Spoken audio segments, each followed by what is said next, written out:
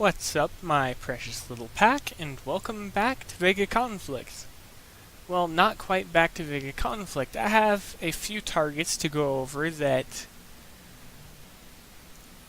I actually enjoy the prizes for them and believe that they're actually fair.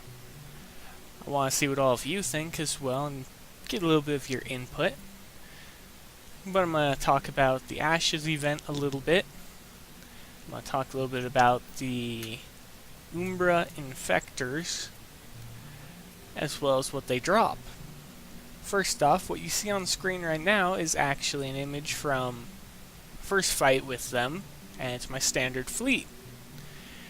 I can farm as many of them as I want in the course of any time frame, just because I take no damage from them, just like I take no damage from the Axis 65s and other things like that. But what we're going to do is we're going to go ahead and we're going to go over the target and how lower levels can fight them, and I'll step up to the next one and I'll showcase each one. So first off, what you see is the level 60 Infector fleet. And it consists of 4 Covenant cruisers, 1 Phoenix in the middle as they're all staring at it, and 4 of the Tornado frigates. All of which die exceptionally easily and exceptionally quickly for high-level ships, but for low-level fleets you'd have to build one just to farm them. But it would be worth your time in my eyes. Not for the second half of the drops from the boxes, but for the main one, which is Blood Amber. We actually have a target in-game that drops Blood Amber. But the first group that engages you out of the 3 sets is the Covenant cruisers. Once you destroy all the cruisers, if you haven't gone into the Tornado frigates range, the Tornado frigates will attack next. And finally after that, the Phoenix will follow it up. The Covenant cruisers are equipped with manifold missiles. The Eagle frigates are equipped with fissure torpedoes. And the Phoenix is equipped with, I think it was standard Redeemer missiles. If not, it was the bombardment torpedo. I can't remember exactly what it was from the target. But how I would recommend engaging them is, for low levels, I would recommend having a fleet consisting of the following: 3 destroyers, 3 cruisers, no carrier. And what you're going to do is you're going to use the destroyers and the cruisers in close combat, more or less.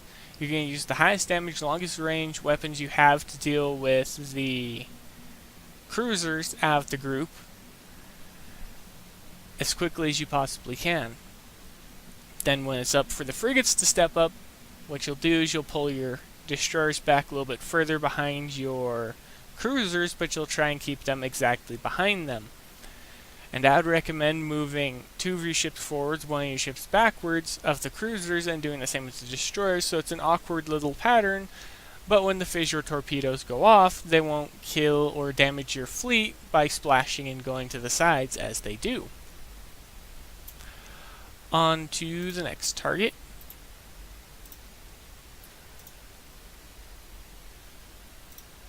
And this one should be the 90. Yes. The 90 consists of 4 Covenant cruisers and only 7 Phoenix frigates, and no tornadoes this time. However, they all activate at the same time, so you have to fight them all at once. I took 3 hours repair time on my main fleet for this attack. Well, not for this attack. As you see from the bottom, I was scouting it so I could get a screenshot of it. But the way I would fight them is engage them one at a time. Again, take your time. If you actually had time and room, they put you back where you spawn in each fight. You spawn towards the edge of the map again. So where you could spawn, it should be much more efficient to allow player movement.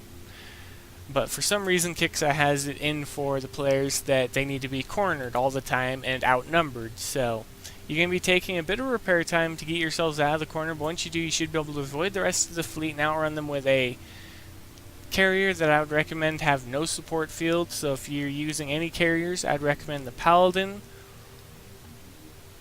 or the Sovereign Dreadnought. Either way, do not equip any type of overdrive generator or field generator on them, and that's just to not allow the frigates to allow their high movement speed buff. And your goal is simply just outrange them and pick them off one by one. On to the next half of the first target, or the final target. And yes, the setup for it was so large I had to take 2 screenshots. First off, the initial spawn area, and there's a 4th group up off the top. And as you can see, they're primarily consisted of Phoenix frigates, and there's actually 16 in total, all of which are equipped with Xeno Redeemer missiles and Covenant cruisers, and fully mark upgrade. And each one I don't actually know what they were equipped with because I didn't actually fight them to find out. But that is the first half, and the other half is just same thing repeated except for higher up. So you know, nothing special with it. See? No wait, the first picture was the upper portion of the 3, and this is the other half.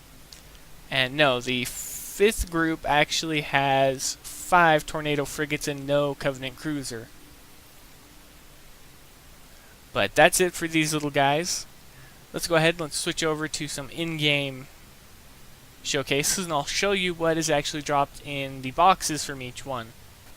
Alright, welcome back to the base, and I've actually been farming a few of them up of the level 60s because easy blood amber and stuff like that, but also they allow you to get the Phoenix frigate fragments and a few other things.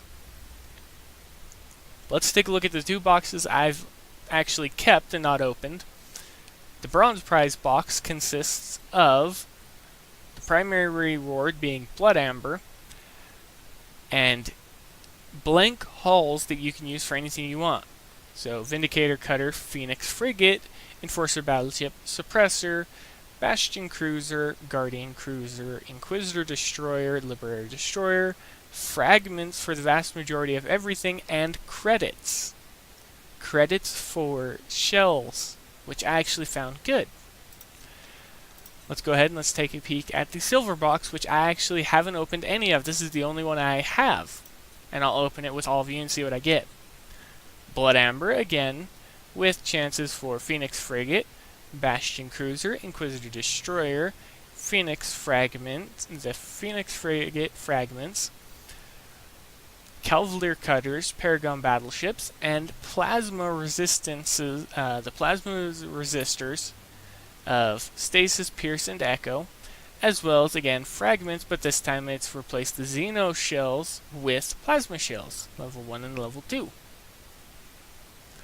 And so far, the largest number of things I've actually gotten isn't blood amber, it isn't ships or anything like that, it's fragments for weapons.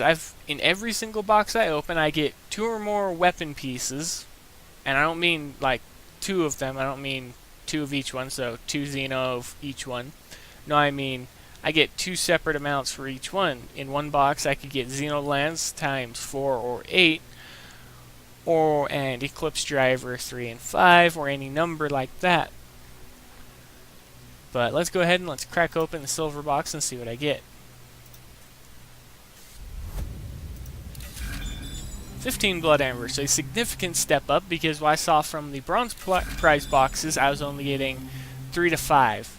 Plasma Stasis Resistor, I don't have any of them. 20 fragments, that's nice. The other box only drops about 8. So that's a lateral step up in every regard. And let me see what I get in this little one for all of you. 2 blood amber, out of the possible it goes 1 or 2. 5 fragments. 24 is Xeno Surge Beams. Never use it. I don't understand why it was even a thing. That was the first box that I didn't get multiple fragment parts from. But you saw exactly what I meant. Now let's go ahead and let's take a look to see exactly how many we need. 900 to craft it. And I have 44 so far.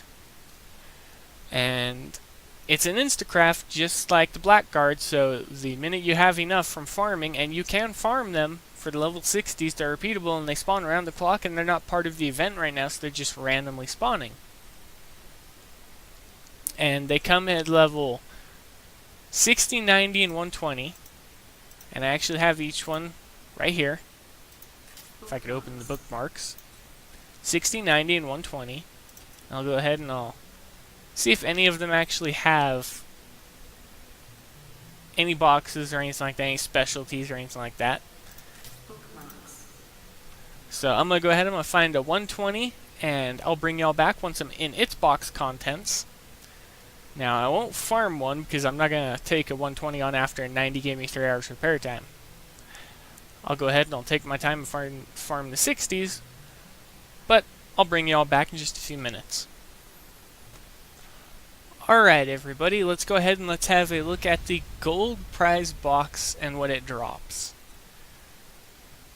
Blood Amber, again, in a very healthy amount from what I'm just guessing.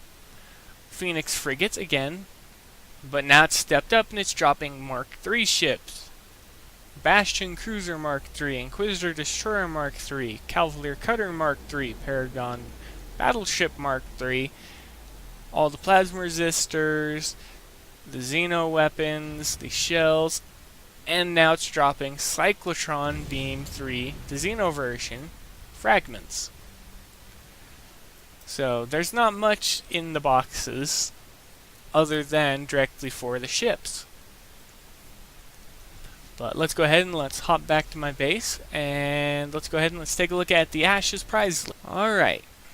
It'll end in 3 days. I haven't been playing it that much, or else I would already have the blueprint unlocked. But everything is individual blueprints. We have the Phoenix blueprint, we have the individual fragments, well, the individual parts for each of the others, for all of the Altarian tier. Then we have individual credits for everything, for all specials that are currently for theirs, as well as elite mark upgrade credits for Xeno Division, as well as refit tokens for Xeno Division and the standard resources that are always in events. Now the refit tokens for the Axis and Xeno Division, as well as the build tokens, are actually beneficial, and if anyone is actually in their tier and they're still refitting anything or anything like that, I would recommend picking them up, because they're one of the few things that even if you don't pick them up for anything other than aesthetic appeal, that's fine. But there's also the use of cargo haulers.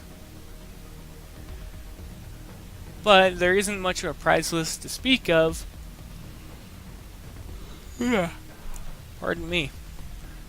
But there isn't much of a prize list to speak of because there is no weapons or anything like that. It's all fragments. Well, not fragments, it's all credits. And the one that most people would want would most likely be not Palladium, it's Neutrino. Or was it Palladium? Yeah, it was Palladium for the shield bypass. For farming people's bases. And it can be equipped on the Unknown as well.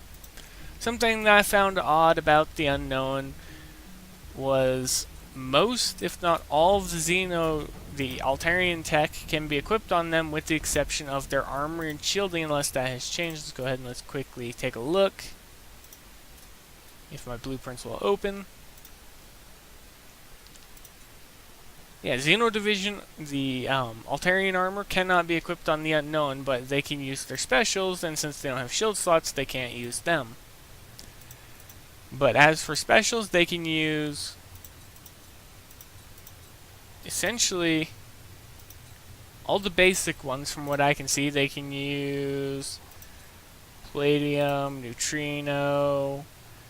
Purian Fuel is still restricted to just the Pegasus, and I still think that it should be opened up to the suppressor to allow it to mimic the Tyrant, so that there's at least a easy to acquire player counter to it.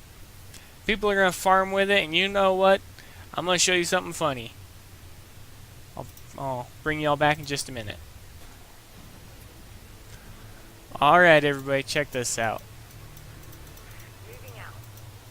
This is what the Sovereign Dreadnought does when it farms. It turns and it runs. And it does so effectively. And remember, this is the light fitting. This is only using 6 level 1 of its cyclotron beams. And 2 Xenoshell level 3, 2 Resonant Armor level 1, and that's about it. Specials, it's got the On Guard Overdrive and Zephyr Thrusters. That is it. It has nothing else on it. And this is what it does. This is how easy the player can acquire points. Essentially, we do exactly what Kickside loves to do to us and all the higher level other fleets. So anything that outranges us, we do the same thing to them now. Now, Tyrants can do this as well, but they're not as efficient because it's a high level target, high level resistance, takes a while to run it down. Doesn't mean it can't be done.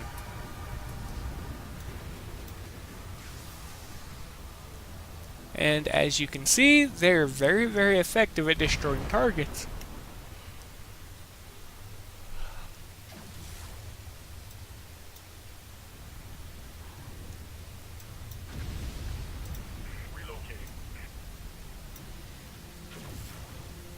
And no damage fight. Just like that. I'll see y'all back in the base. Alright. That about covers it, but each target that you attack has different rewards, so you can attack any number of things you want for any number of different rewards. It just depends on what you want. And you need to actually go for what you believe you want. In my case, I just kind of do whatever I want, because I don't really care what I get in the game, because it's not my top priority of things to do in the course of the day. So whatever I wind up with, I get. I always trying to make sure that I, throughout the course of an event, I always get the blueprint for a ship, not the weapons now. Since I actually started stepping up and started earning everything else, I pick up the ship first and then the weapons later, because I can use the previous group's weapons on the new ships. And I'll just refit them and buy time tokens. But, what do all of you think about the Umbra targets? Have any of you hit them yet? If so, what tier did you use and how well did you do? Feel free to share that information below. But that's going to be it for this video, everybody. If you liked the video, feel free to leave a like, comment, and subscribe. And as always, everybody, I'll see you later.